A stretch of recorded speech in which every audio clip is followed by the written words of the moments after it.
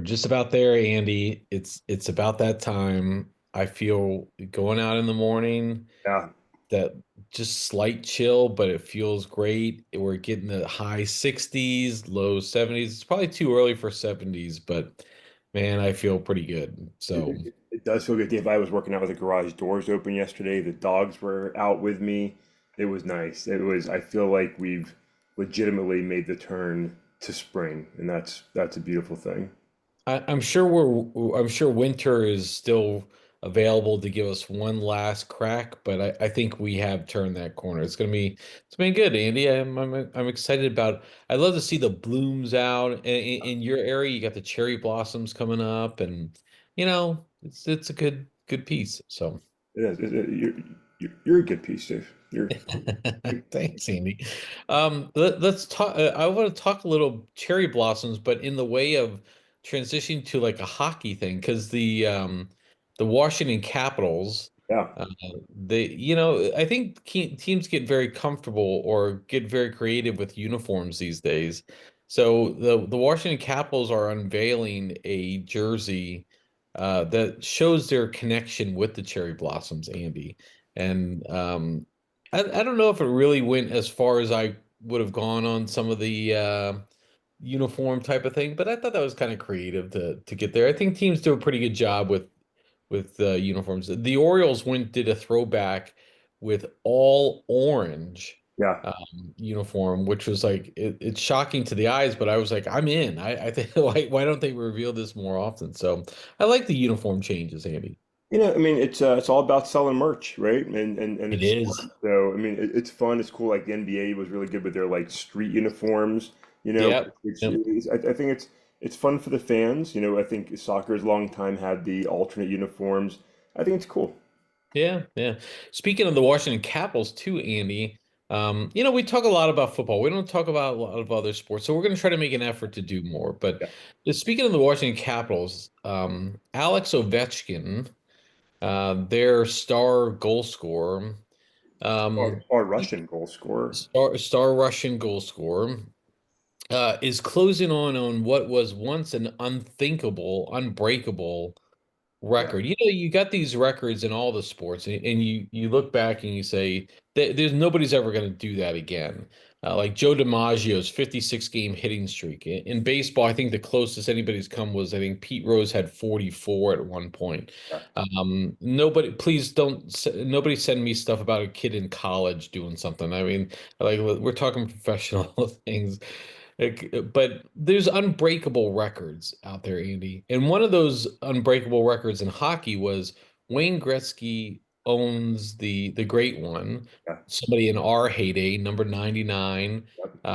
He had the goal scoring record, the assist record, and the all-time points records. And he didn't have them by just a little, Andy. He like had them by uh, hundreds of of these things. Yeah. Nobody is going to touch his points record and his assist record. But now Ovechkin, which was once unthinkable, is less than 10 goals away from breaking that record. That's kind of exciting. That's kind of fun to see these chases. I love to see these chases, Andy. It is exciting, and he's almost certainly going to get it, right? I mean, Yeah, yeah. there's a lot of hockey to play this season. He's the guy for the Caps. He has been for a long time. He's also Putin's guy, but that's not the story right now. So yeah, I mean, it's pretty amazing. I mean, Gretzky. Look, I mean, everybody still knows Wayne Gretzky, right? I mean, he's still being held up, and I mean, the president's talking about him still, right? When he talks about Canada, he talks about Wayne Gretzky, and like everybody knows Wayne Gretzky and his incredible career from Edmonton to LA, and just like you said, untouchable, right? Yeah. It is exciting to see new stars come and do exciting things, and it's really exciting that's happening, here in the nation's capital with the Caps, who have really been embraced by this city over the last 10, 15, 20 years in a way that they weren't when we were kids. It just wasn't as big of a sport. Caps fans are all over the place now, and to see this Yeah. happening, DC needs a good story, even if it's coming from a Putin sympathizer. So we'll take it. We'll take it. Yeah, they had us growing up, the Capitals were kind of like a joke. They were like the Bullets. They never really won anything. They'd go to the playoffs and then they'd have a heartbreaking loss or something. Yeah. But they had their owner, Ted Leonskis, he did the Rock the Red and they won the Stanley Cup one year. And that like really great for them. And Um, and they're at the top of the league again. My brother and his daughter, well, his one of his daughters play. They all love the Caps. They go watch the Caps a lot. It's good for that city because you're right. There's not a whole lot of other great things going on. But do you follow hockey? I mean, have you? I mean, I used to follow it a lot, but now I'm not so big into it anymore. Yeah, Dave, you know, I used to follow hockey much closer. I used to keep up with the Bullets back in the day, Oh but yeah. I just don't like we said over the years, you know, as my bandwidth got less, as I had less ability to sit and just like consume all things sports, and to be honest, as I stopped reading the Washington Post's physical paper like I did when I was in school, you know, back in the day, you'd open up the sports page and you'd like dive in and you'd read all of it, like you get all the box scores, you'd see who was doing what. These days you kind of go where you want to go, and so you know I'm primarily a one sport guy. I go and keep up with all things NFL, which has been crazy over the last 24 hours. Oh my. Yeah. But you know I don't get to keep up as much as I used to, and so you know maybe it's partially that time of life when you're busy running around with kids, as we both have been for a long time. Maybe I'll slowly start getting back into some other sports because it is just fun. It is fun, and I've never been a DC sports guy because I feel like I don't live in Washington, D.C. I live in Virginia, and I want a Virginia team, as you well know. But Yeah. it's exciting. It's kind of exciting to see, you know, this team doing well. Now, can I really get into it? I'm not sure, but I know we've got some listeners that are big hockey fans and basketball fans, and maybe we'll try and stretch, Dave, and maybe we'll try to date around a little bit. You know, I mean, Yeah. we love the NFL, but maybe we'll try to date around a little bit and see how we can keep up with some of these other great American pastimes. Yeah, especially some of the they're getting close to playoff time now too. So like maybe there's an opportunity to get in there and do it. Yeah, again, like it's growing up, ESPN didn't have they didn't have the NFL contact track at that time. They were just getting baseball. And they didn't have NBA. They had NHL and like that's what I watched. I watched all of it and you could see it on Sports Center all the time. Then, ironically enough, when they lost the contract or they didn't renew the contract, ESPN stopped covering it. And I think that's a little subtle thing is while they covered it a little bit, they didn't go to the full extreme. And now that they've got that contract back and they are covering a lot more, you see a lot. It is ironic how those things happen, right? You know, you get those contracts and you cover it more and not, but maybe we'll do that. I don't see us getting too much into basketball, but NCAA basketball, Andy, that's coming right around the corner. Madness is coming up. Yeah. Our George Mason Patriots have had a really good year this year, Andy. So we might have to look at that as they play the A10 tournament. Their first game is going to be on Friday. So we'll see. Maybe the Patriots can make a run to the Final Four again, like they did, 20 years ago or so. It's happened a couple, you know, they every now and again, George Mason will get me excited. You know, Yep. March Madness is awesome, right? But I get sore about it because we don't have anything else for George Mason, right? I mean, I I know know. the women's soccer team has been good at times over the years. Track and field has been good over the years, but you know, no one's getting like super hyped about those sports. You know, we start at the college level, it's just not getting most people like super excited. But our basketball team has had moments, and I have held long, angry grudges when those, most notably with Duke, who I will always loathe and hate as a basketball team. When George Mason had their great run, and I think it was the Bobby Hurley, you know, years when they stopped Mason's run. I would love to see George Mason make another significant push in the NCAA tournament. That's at least something I can look back to our alma mater on and say, hey, look at our boys out there. Yeah, it's been a little it's fun when you get out there. And again, they're second place in the Atlantic 10 this year. That's the highest they've ever been. So we'll see. Maybe they got a little something in them and they have to the vaunted rival of VCU is just that's a tough one. So all right, Andy. So we get a little bit outside of sports talk. I resisted talking a lot of NFL because man, it has been fucking crazy in the NFL, the signings and everything. And you still got your boy out there, Aaron Rodgers. So we'll see what winds up here as we head to the NFL draft. Yeah. Okay, Andy, let's get into another topic here. And I brought this up to you on after our pod on Monday because it came out after Monday. But we talked about Arnold a lot and his Pump Club newsletter and everything like that. He had a post on Monday, Yeah, and the title was "It Doesn't Effing Matter," and yeah, obviously it doesn't fucking matter. yeah, And I thought it was a really good message. Like everybody, wakes up, and maybe it's this part of this like cancel culture, this outrage culture that we do, but we've allowed, in general, I'm going to make a generalized statement. yeah, With the access to information and all of this stuff that we have in the palm of our hands with our phones, on our laptops or wherever, we allow ourselves to get worked up and make everything a crisis. yeah, And everything is the most important thing in the world. And Arnold says, waking up and he gets, people are yelling, "Oh my God, no!" and thinking like there's some sort of huge crisis. But in the end, it's not yeah. a huge crisis. When we put it all in perspective, it doesn't fucking matter.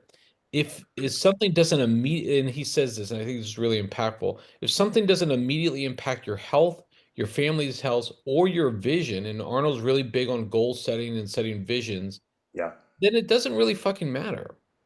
And like we get outraged over Captain America and how they're not doing this, or the Star Wars movies, and he used that as an example. Like, does that really matter? Is that something we really need to, because that causes negative impacts on us, Andy? And I thought it was a really good message. What'd you think? I think so. I think it's about controlling sort of stresses and distractions, and I think it's right on in that sense because there's so much happening. There's so much noise, and like we get stressed out about it. I mean, we see people are stressed out, these days a lot. We're consuming a lot of information. We're getting fired up, and we live in a society that like thrives on divisiveness and emotion. So like people are trying to get us agitated and excited and engaged, and we bite a lot of the times, and that expends a lot of energy and thought and time into areas that don't matter, right? At the end of the day, like it does, like, do we really need to get fired up because the movie we like is getting bad ratings or whatever? Like we can control those distractions. Now, I will say this is a sort of interestingly unique time, on the political side, because a lot of things that we'd like to just dismiss as, the bullshit in Washington, D.C. does matter, right? And it is causing like impacts. We see it with, the tariff wars and energy prices spiking in some areas and things of that nature. So like it does matter. Like so some things do, but I think the idea of sort of selectively getting engaged, right? Putting our energy where it can make a difference, does make a difference, not just getting overwhelmed by everything and trying to consume and keep up with everything and commenting and getting fired up about everything is really, really important. Because if you do that, we get depressed, right? Because you can't change most of those things. We can't affect them in a positive manner. So, like I said, health and family and the things we can control and really make a difference have to be the priorities. And we have to sort of block out the distractions and noise of the things that we can't change and don't matter to us really. I thought it was a great message. Yeah, and I mean, to your point, I mean, like what's happening in government right now and what's happening in some of these things, that does matter. Like you should be upset about that.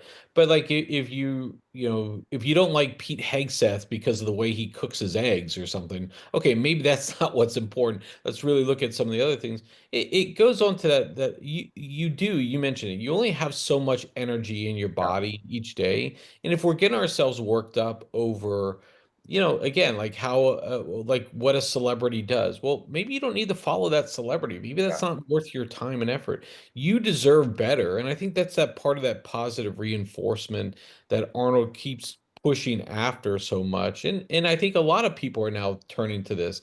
And yeah, people can say, "Oh, that's a pussy way to do things," or whatever. No, it's like taking care of our mental health is really important, yeah, and getting drained out on that stuff. Look, it is exhausting. People don't want to turn on the news these days because there's so much anxiety and stuff in there. Now, some of that I think we need to focus on, and we do need to let our voices be heard that we're not happy with certain things that are happening. But other things, like not so much. What Kim Kardashian does on a day-to-day basis doesn't fucking matter to you in your daily life and work.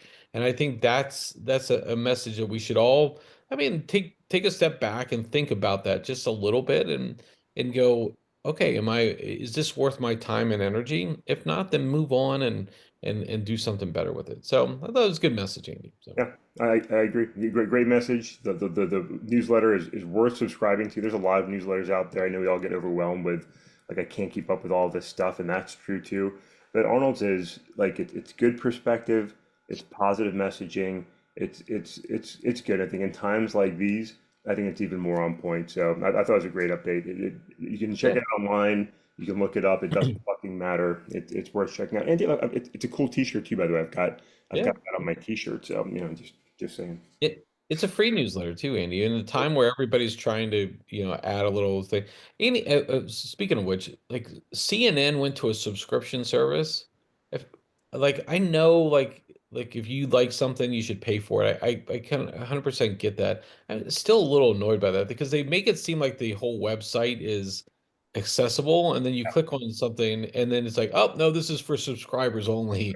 And now virtually every article on that page is subscribers only. It pisses me off. So I've gone to BBC most often than not, but so sorry, CNN. Okay, Andy, speaking of something that does fucking matter, like the can we call it tariff as the tariffs turn? Maybe that's like a soap opera It's that we should do. unbelievable. It Unbelievable. it's unfucking believable, and we continue to piss off like our neighbors in ways that just make me agitated because you knew this was going to happen, right? Like it didn't take much to figure out. You tariff us, we're going to tariff you back. Now we're going to do the like I don't think people fully understand and appreciate how much of a good partner Canada has been for us over the years, and Mexico too, in a lot of respects Yeah, too. yeah, I fully get the idea of wanting to secure our borders and wanting to work with our neighbors to do that. It doesn't come at the cost of applying tariffs to them. That aside, we've done that. We've decided to do that. Those countries put retaliatory tariffs on, and then we go back and double those tariffs because we're getting tariffed now and our people are being impacted. And, we mentioned it on Monday, Trump has now even indicated we might be in a recession. There are signs that the economy is contracting, Andy, and our consumer confidence is now down lower than it has been since before Trump's first term in 2016. These are all troubling signs as the stock market, which was less than a month ago, feeling really good about a Trump presidency. Usually, Republicans are good for your wallet in some respects, your 401k plans and all this stuff. In the span of 20 days, Andy, it's tanked. And it like there's no signs that he's going to change that around because if Trump is anything, he digs his heels in and he's like, I'm gonna win this. I'm gonna win this. And he may think he's winning, but the losers are everyone else. yeah. It's madness, Andy. He's. I mean, one, like we talked this a little on Monday, and we've talked about it before. Like it's chaos because it's a different story every day. Every Yeah. day, it's a new threat. It's a new percentage. It's a new item. It's a new country, and like it creates just so much instability. I mean, America has become, as we said, we're becoming an unreliable partner and an unreliable partner at home, like to Americans, but also to our international partners. And like it's just like it's crazy how like I'm gonna slap 50% tariffs on you, Canada, and then Canada comes right back and like, hey, we'll put crazy tariffs on you, and good luck with your energy prices, northern states. Like we can play this stupid game too. They're not intimidated by Donald Trump. They're going to say this is emboldened, the Liberal Party in Canada, and the Canadian people are saying like, screw you guys. Dave, yesterday, President Trump again, as he imposes, he's still putting tariffs on, not the 50% number. It's less than that, 25%. But he said the only solution to not get these tariffs is to join the US. I mean, that is not going to happen. The Canadian people are not going to say, hey, let's just become Americans to end this tariff war. Like, they're not going to do that. And so we're just hurting Americans and Canadians for no American sitting around thinking, man, yeah, I really wish my northern neighbors were Americans. That they're not. They're Canadians. That's who they are. So, like, I don't want Maryland saying, hey, the only way that you get to drive on Maryland roads is if Virginia gives up the northern region and the DMV becomes just all Maryland.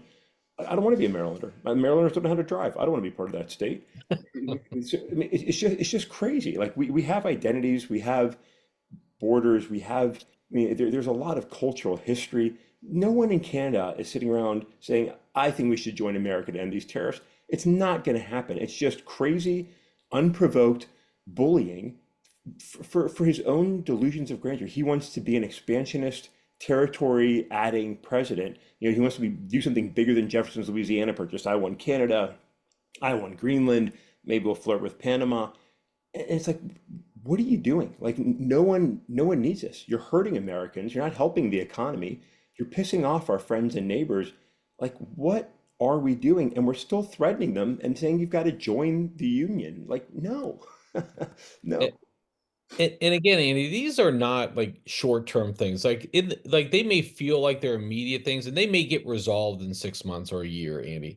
But the lasting impact from all of this carries on. This is again, I've said it before, this is a 5, 10 year impact. And we're really damaging ourselves on so many levels. And look, maybe some of you are out there listening and saying, yeah, I'm good with that. I want to be an isolationist country and I want to be just all about ourselves and we'll the world doesn't work like that anymore. And if we can't understand and appreciate that, now I'm not saying that means again we need to be the world's policeman, we need to be involving ourselves in foreign entities in the best interest of America, but I'm not saying that at all. What I'm saying though is like we have to be an engaged, and what you say is like we have to be a reliable partner. And right now we're a like it's just it's constant turmoil. Every day you wake up, the first thing you look at is the headlines, and you're like, "What the fuck happened to last night?"